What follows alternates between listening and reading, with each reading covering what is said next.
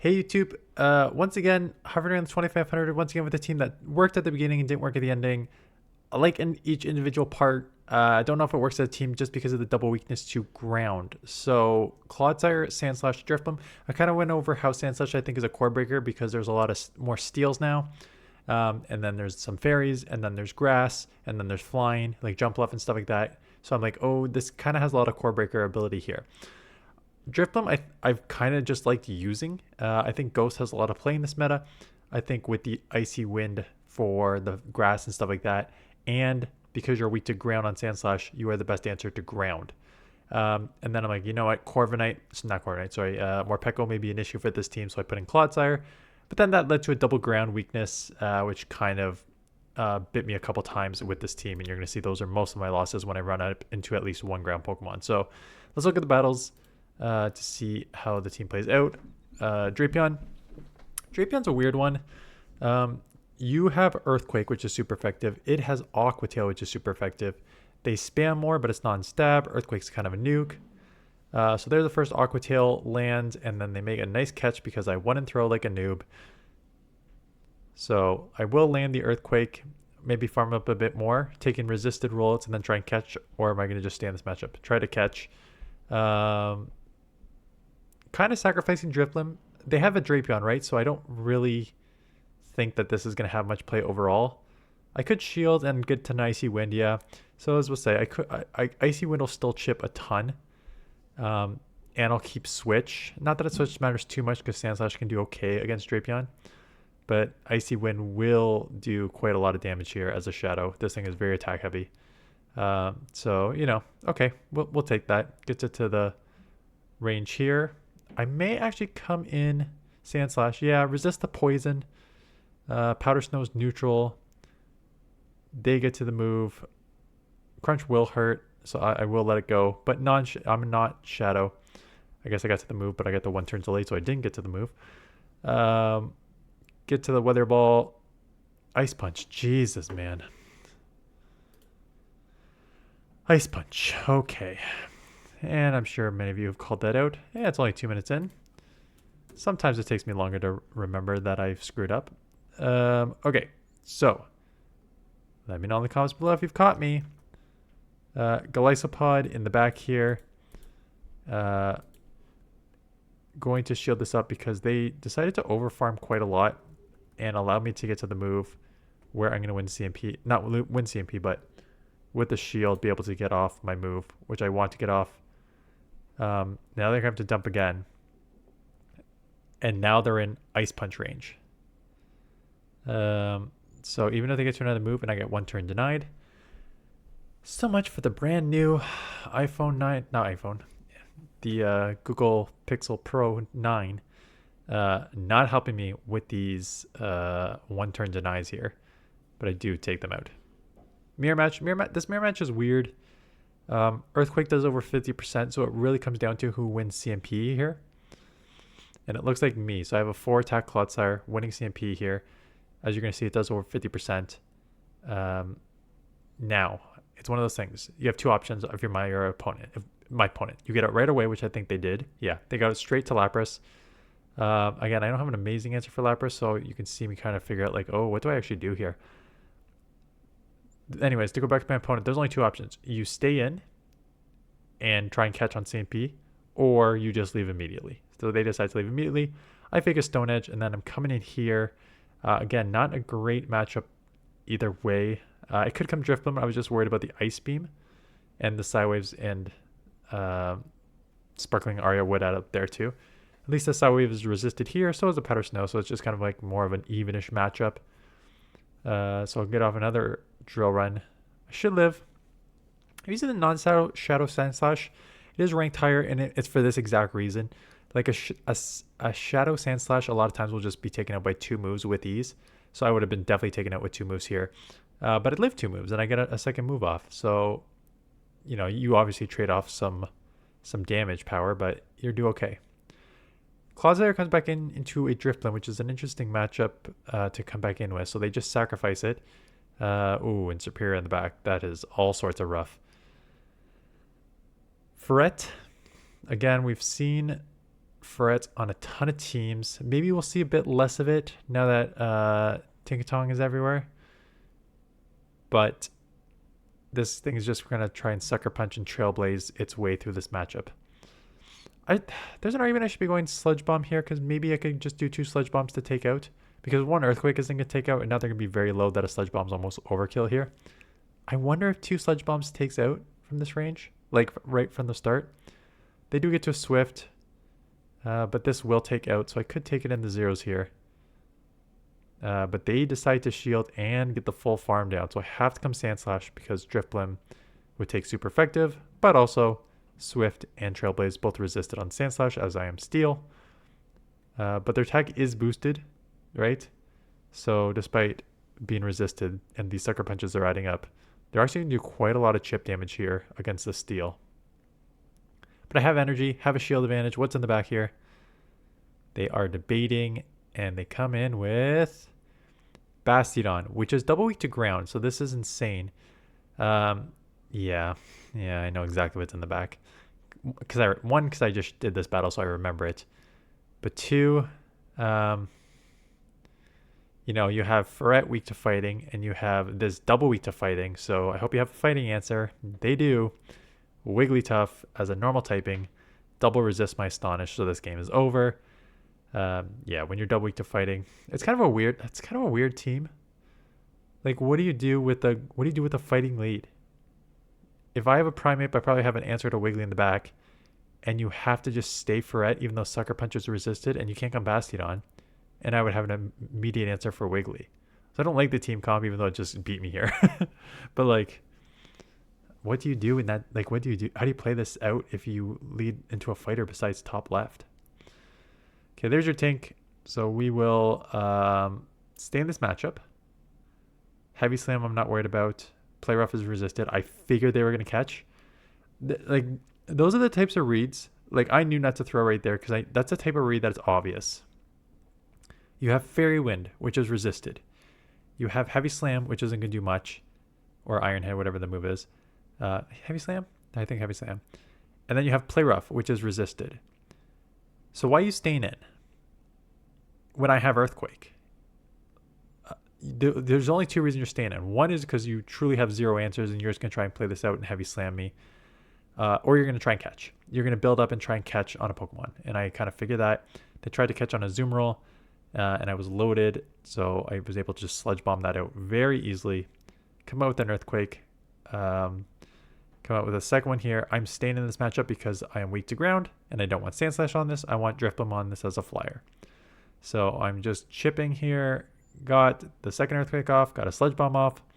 So even though this is a terrible matchup for clodsire, I will take this to the red here, which is huge. They're loaded with energy, which is going to go nowhere. And back to Tink. Again, they'll have the Heavy Slam, which is neutral because I'm a half ice. But I will have a super effective Drill Run. So I could take multiple Heavy Slams. They can probably live 1 non-stab Drill Run from a non-Shadow Sandslash. So they could even live this and like try and catch. That's what I think they may try and do. Yeah, so they do shield, and then I'm guessing try and catch this. They get a move off. I could just let it go and go drift them, but I could shield to get the Drill Run. Watch this snipe though. Yeah, watch this snipe though. We were ready. They try to snipe me, catch the Body Slam. This game is over. Okay, so here's where it gets crap. So DRIFBLIM's a good safe swap, but not when they have a ground lead because they probably have an answer to Flyer in general. And they have Drapion here. Drapion resisting the Astonish, having super effective Crunch is a Shadow. So even with the lowering attack, this is pretty much going to one-shot. Very glassy here. So I will go down, and they get a bit of extra Poison Stings through, which is worse because now they're just coming out with energy into this matchup. I'm basically letting... Am I doing this right? I guess there's an argument I could have come Sandslash and just got ahead on energy in case, so I would be ahead of the Marowak. But basically what I'm doing, or the other play, which is what I am doing, I'm just sacrificing Clodsire and then just going to try and go 2 shield Sandslash and shield up the Bone Clubs here. So I'm trying to instant swap knowing that the Marowak's coming back in. But these slaps are really going to add up. So I'm going to have to shield, obviously. But now if they have something in the back, it's basically a top left. And it's a Feraligatr, so it's basically a top left.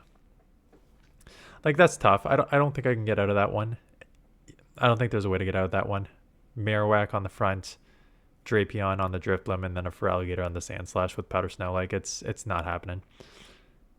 Which is the, again, I stated right up front, don't come at me in the comments saying I didn't warn you. The again, I don't actually mind them. I find them funny.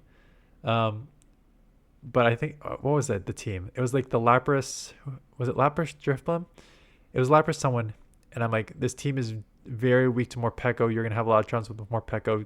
Like, change it up so you're not weak to Morpeko. And someone in the comments is like, this team gets killed by Morpeko. It's like, I know. I said that. Like, did you not watch the video? Like, I just find it funny. Like, those comments. Just like, yes, there's a lot of teams have flaws. A lot of teams are like, not only have flaws, every team's going to have problems with something. I like those comments too, where it's just like, they'll like name like either like an obscure Pokemon, be like, this team loses to like Electivire. It's like, what? Who uses Electivire? Or it's like, this one Pokemon's going to have problems with this one Pokemon that beats it. It's like, yeah, that's how the game works. Like, what are you talking about? I just kind of laugh them off. But I had to go down 2 shields on against Diggersby here because I came in thinking, oh, super effective ground, but I forgot that it has Fire Punch, which is double super effective. And now they're going to go 2 shield whatever's in the back, and I gotta hope the back is like a Superior or like a Gastrodon that DRIFBLIM can just dominate. They do shield 1. So I'm going to come in here and get a move off. Why do they shield so low in Feraligatr? And it is a Superior. So fantastic. Get this move off. They'll shield and then DRIFBLIM will just sweep here. So yeah, I feel like a lot of my wins. And I'm finding this more and more this season. And I can't really put my finger on it why. It just seems like it's almost more RPS this season. Like other seasons, I feel like some would argue other seasons with set metas are even more RPS because you go like meta, you go like the Medi Lantern, Noctowl, like whatever core there, Bastiodon. You either go meta, you go like anti-meta, you go anti-meta. So it's RPS to a certain extent. I just find that this meta is very, very RPS. It's just like there's a lot of grounds that beat your like poisons and steels. There's a lot of poisons and steels that are beating your grass. There's a lot of grass that are beating your waters. There's a lot of waters beating your ground. It's tough to find like it just seems like there's so much variation, but that variation seems to lead to RPS more.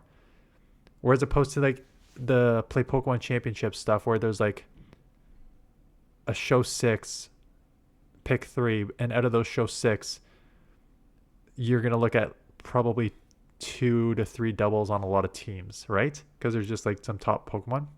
But maybe having more variety is good. I don't know. I'm just finding this very RPS.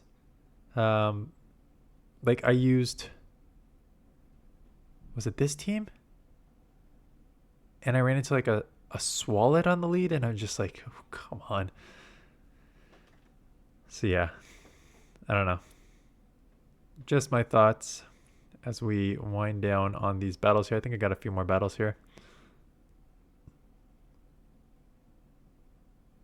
So we'll, as I say, pick up on the next one. But yeah, you know what? Let's just keep talking.